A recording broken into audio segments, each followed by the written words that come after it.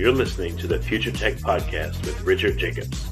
Future technologies such as artificial intelligence, stem cells, 3D printing, gene editing, Bitcoin, blockchain, the microbiome, quantum computing, virtual reality, and exploring space are much closer than you might think. In fact, many early versions of these technologies are in play right now, and the companies that are using these technologies are the focus of this podcast. My goal for you, the listener, is to learn from these podcasts. You may very well learn something that may change the course of your life for the better, steer you towards a new career, or give you insight into addressing a thorny medical problem. Remember, this podcast and its content is informational in nature only. No medical, tax, legal, financial, or psychological advice is being given. If you've enjoyed the podcast, please listen, subscribe, like, and tell your friends about it. Thank you.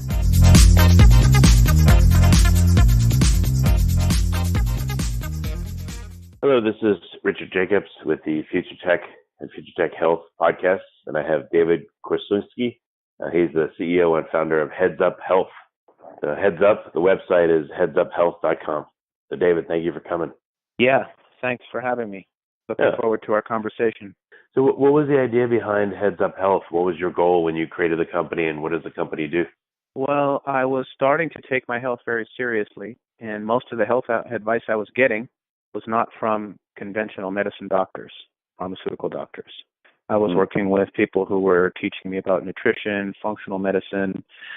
Non-conventional was where I was getting 95% of my health care, but all of my medical records were scattered across different conventional medicine patient portals.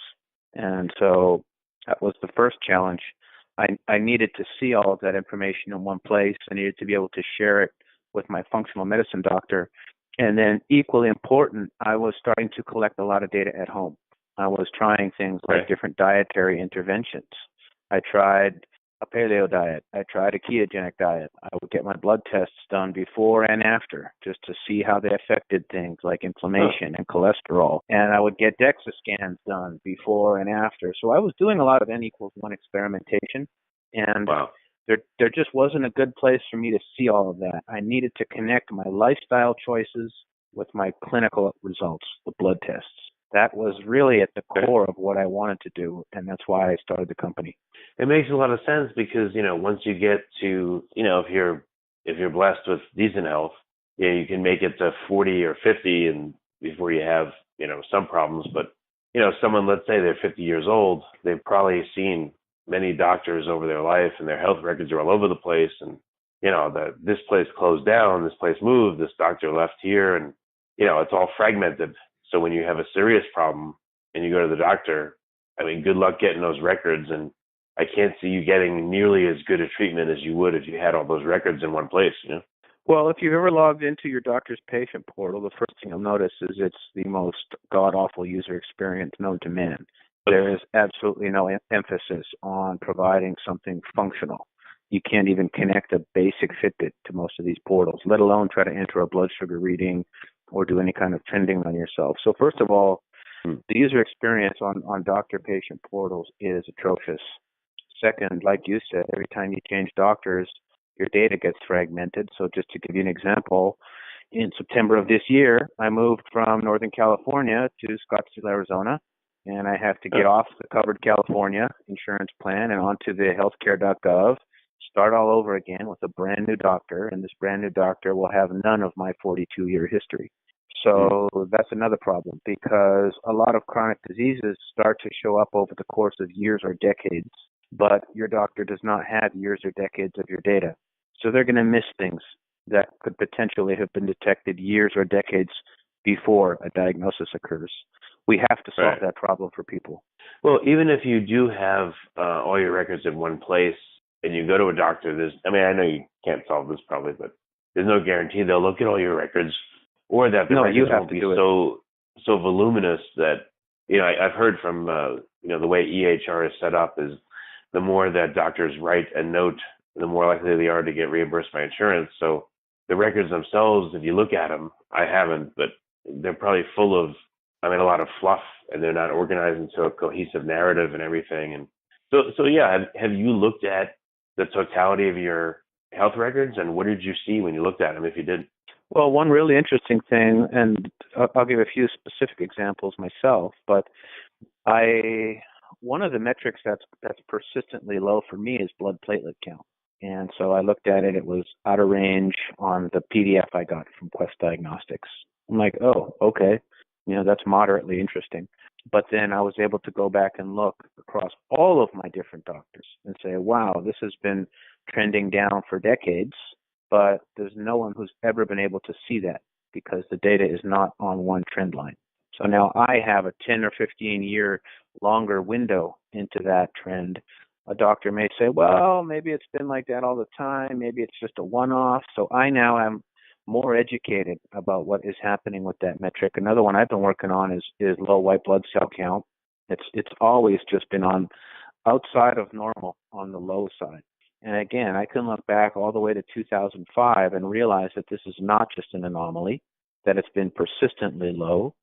And so I now have that information I can use. Maybe those things, if it was a more serious marker like inflammation or something related to cancer or diabetes, seeing that longer term trend line is extremely important. I'm fortunate I'm in good health now, but autoimmune diseases, other things that take a long time to show up, we want to help people look at that trend. And you made one important comment. You said just because you have it all in one place, there's no guarantee the doctor's going to look at it, and that's exactly right.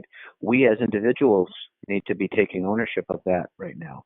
And you have to be your own detective in this day and age if you want to stay out of the system. That's my personal opinion. Yeah, no, I totally agree. You have to be your own medical advocate because the doctors don't have time, and I guess fair or unfair, most of them just don't think like that, don't have the interest. They're just there's lots of reasons right then and there, and that's it. Yeah, there's lots of reasons why or why not. We don't need to go down that rabbit hole, but the point is that I think everyone should understand those numbers. Those are our longevity numbers, and those are the numbers that are going to keep us off of pharmaceuticals and procedures and things of that nature. So all I'm trying to do is provide it back to the people who want to take ownership of that information. So you help them, you gather up all the electronic health records in one place, or like what do you do? Yes, that's correct. Process? Yep. It links up all of your patient portals in one place. We clean, and the technical term is normalize the data. So we'll download the records and look at all of the different test names and results and date stamps and clean it all up. So you just have beautiful trend lines, charts, graphs. That's part one. And then part two is helping you integrate the data you're collecting at home. You can link up MyFitnessPal, Chronometer, My Macros, the Aura Ring, Keto Mojo, Withings, Apple Health. Anything you're using to quantify your health at home also gets integrated onto your custom dashboard. So you just set it up with the metrics that matter most to you. If you want to nerd out on some of the biohacker technology, you can. If you want to work on a chronic condition, you can. Just integrate the medical, integrate the data at home, and get yourself dialed in. Well, what if you go to, like you said, Quest Labs, and they send you a PDF by email? Can I send that into your system and you guys will scan it and integrate it, or do I have to type it in? No, we just need your Quest username and password. We'll sync the data instantly. Okay. If someone has to do something manually, is there a way for them to do that and send you the data in CSV format or something? Yeah, you just click the button. There's a button, enter biomarkers. I think it's important, especially outside the United States. A lot of people internationally, they're living in countries where we cannot access their medical records as easily as we can here. In the U.S., it's all based on APIs, and we can sync it up easily.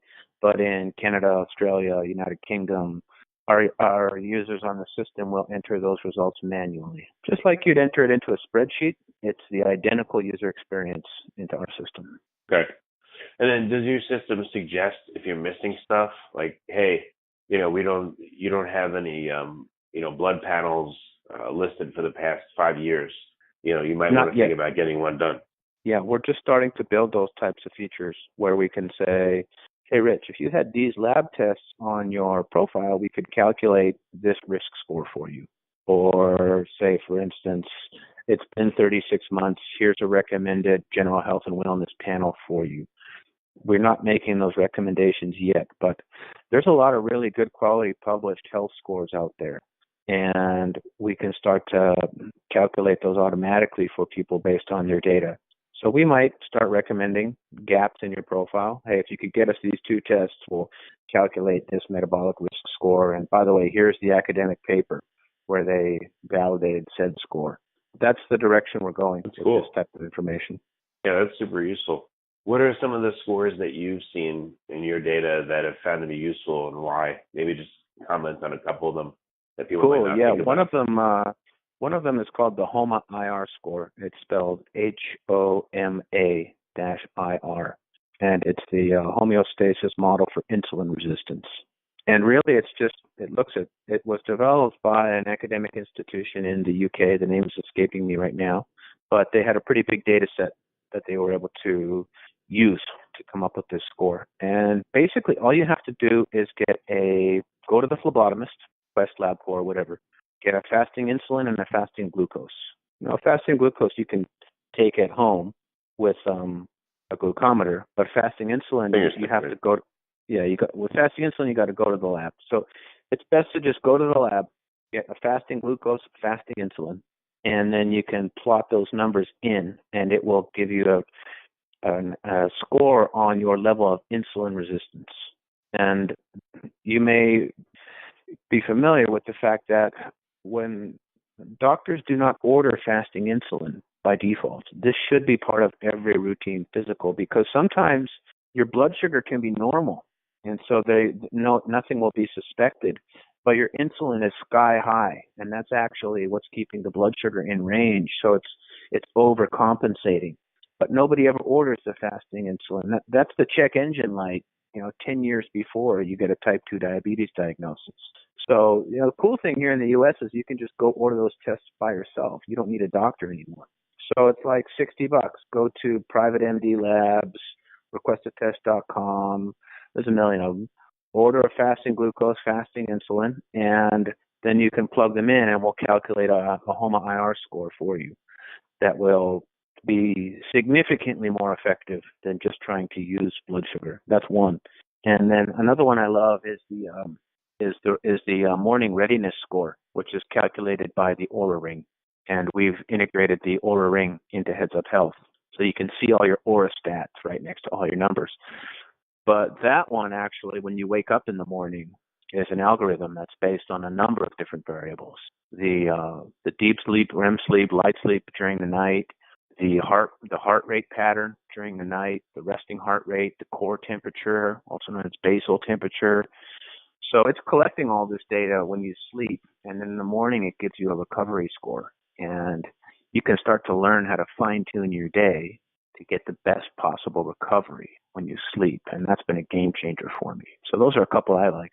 There's more, but those are a couple good ones. That's really cool. How does, I've heard of HIPAA, but it just seems like this nebulous, HIPAA won't let you do this, HIPAA won't let you do that. So how does HIPAA play in to the data, and what are some of the provisions that, people may not know about that affect how their data can be used? Well, the HIPAA compliance here in the United States is a set of procedures and protocols that ensure data privacy, data encryption.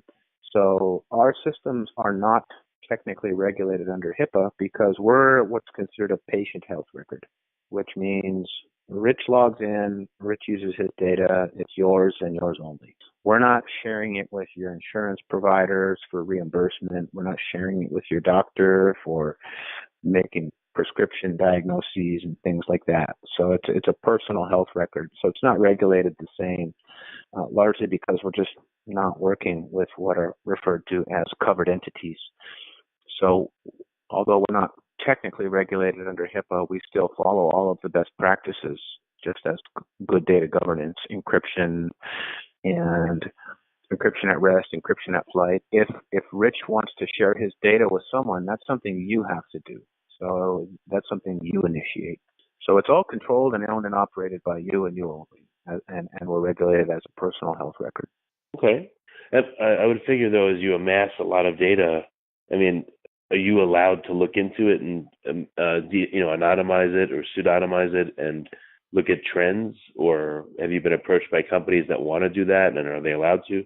No, we would never work with other companies in that regard. We may in the future start to look at trends. So to give you an example, we may say, hey, Rich, your morning readiness score was X, and by the way, here's how you stack up against the community of Heads Up Health users. We don't do that today.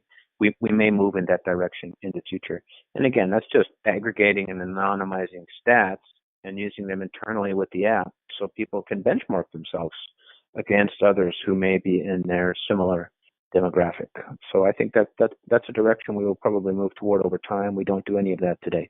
I think that information is very helpful to people to be able to have some frame of reference. Okay, am I doing good or not relative to other people in my cohort? So we will likely move in that direction. We may or may not partner with other companies. If we can find ways to bring more data into our system, we would love to do that. And there are public data sets out there that we might ingest, like data sets that keep track of adverse side effects from prescription medications. We would love to pull that in and then cross-reference it for you to say, hey, by the way, Rich, we noticed that you synced up your medical office. It looks like you were prescribed medication X. We don't know if you took it or not, but FYI, here's a few things that you should know about people who did take that. And so there's lots of public data sets we can start to pull in and provide really interesting things for people. So are you able to say how many people you have on the platform right now and what your goals are for a number of users? Yeah, we're still a small company, so we're still in the tens of thousands of users right now, and we're just growing small organically. We're not out there spending a ton of money on marketing or anything like that. We've really kind of just grown word of mouth. We're just a small team, so it doesn't really. So Sarah, obviously we want that to continue, but the main goal is just provide a good service. This is a very intricate product to build, so it's also possible. I don't want to go too fast either. This takes a long time for this type of product to develop and mature, and so it's just going at the pace it's supposed to go, and I'm just letting it happen organically. So what's some of the interesting feedback you've gotten from users? Anything that surprises you? Yeah, I think the coolest thing was when we set out, we're like, okay, this is for the biohackers and the data nerds and all of that type of thing. And actually, what's been the most rewarding is the fact that it's been the complete opposite. It's the average person between 45 and 60 years of age. They're managing one or more chronic conditions. They're not technically savvy. They don't know how to program their data into R to calculate insights on it. They're just regular people who are sick, and they're like, okay, I'm listening to the podcasts. I know what all these numbers mean. I'm very comfortable tracking this myself. I know who the experts are. I follow them all. They're telling me how to reverse this condition without drugs, and they're doing it. That is what gets me up in the morning every single day. It's really cool. I was just helping a woman who's 82 years old connect her Oura Ring to our system, and it was incredible. That's what makes it worthwhile every single day. Well, without naming names, any particular stories of individuals with certain conditions or uses of it that really struck you? I think we've shared a few stories on our blog. One is a woman named Ginny, and she was a long haul truck driver, and her story is on the blog, so I can share it freely here. But she had several conditions that there was just no pharmaceutical answer for. One of the worst was diabetic neuropathy and pain, plantar fibromatosis or something like that. And so painful that she couldn't even let the bed sheets at night touch her feet. Just miserable pain. Wow. And nothing worked. She was on all the pain meds, everything like that. And the woman is a long haul trucker. It's not like she can just pull up at Whole Foods and get a grass-fed burger and some organic spinach every day. But she was able to design a ketogenic diet that she was able to take with her on the road. And so she'd do her cooking when she was home and she had access to the kitchen. And she got off all the medications, all the neuropathy, reversed the diabetic symptoms, and completely transformed her health and had a wonderful outcome. Lost 100 pounds in the process, and now she's out there as a champion for other people. So that was one. And then we have a lot of people who are using ketogenic and metabolic therapy, fasting, really putting very strong downward pressure on our metabolism. Because when you eat a Western diet, that's typically what gets messed up, our blood sugar regulation. So, and you go to any country that adopts a Western diet, and they immediately develop Western diseases, obesity, diabetes, all the stuff you get when you eat the shit that we eat here. So how do you help people with that? It's start to educate them on metabolism. So most of the users in our system have a metabolic disorder, and most of them are using low-carb ketogenic therapy to reverse said metabolic disorder. Once they get it under control, then they start looking at the larger aspects of their health, and they start becoming aware of things like sleep quality and heart rate variability and eating a nutrient-dense diet. So fix the issue first, and then people start looking at the bigger picture of their health as well. So that's where most of our users are coming from. Okay, very cool. Yeah. What other insights do you have from your own data and your own experimentation over the years?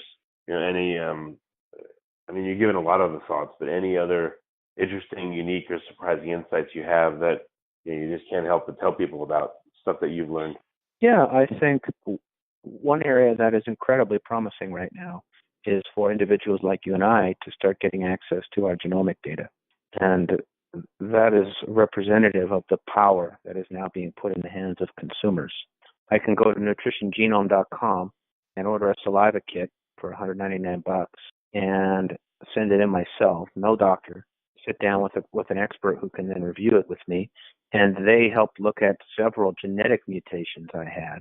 And that was explaining a lot of things about why I struggle with certain lab tests being out of range, why I even gravitated towards certain career choices. It's just very insightful. So I think the genetic data has been incredibly powerful, and I learned a lot from my genetic data.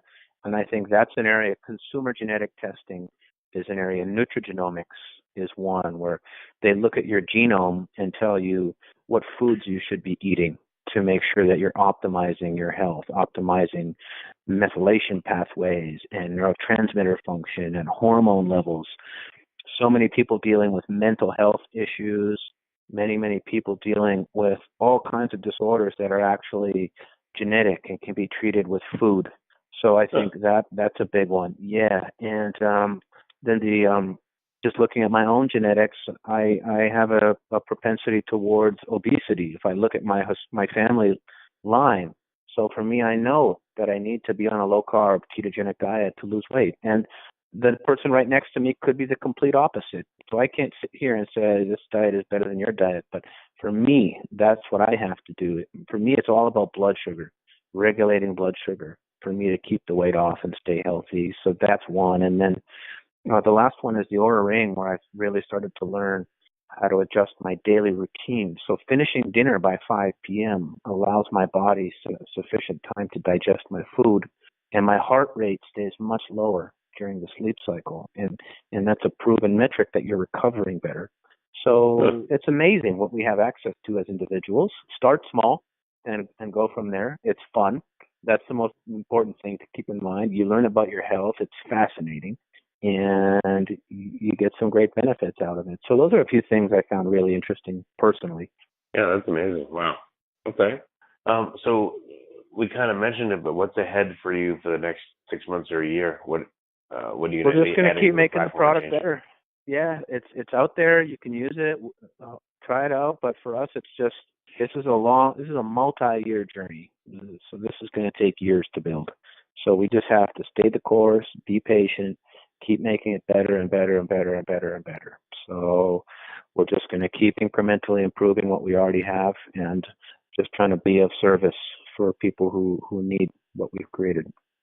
Well, what's your ideal? What would it look like in the next X number of years where you're super satisfied with it and you've achieved what you want to achieve right now? Oh, I don't know. I think that there's definitely a lot of things on our wish list to get done that are not done yet before I'll be satisfied that the product is where I want it to be. It's not there yet. So that's just part of growing the business and making sure that we have the resources we need to execute on the vision.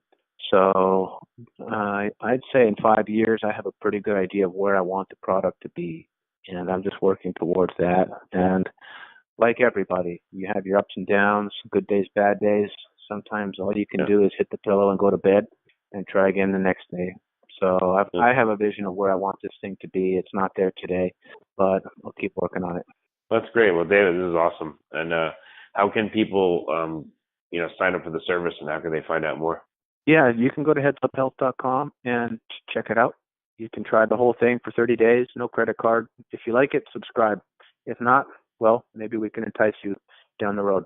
So, and anyone can reach me. My email address is on the website. If you have questions or comments, just feel free to reach out to me directly. support@headsuphealth.com. I read every single email that comes in. All right. Well, that's great, David. Thank you for coming. This is really great. Yeah, thanks for having me. Look forward to connecting again.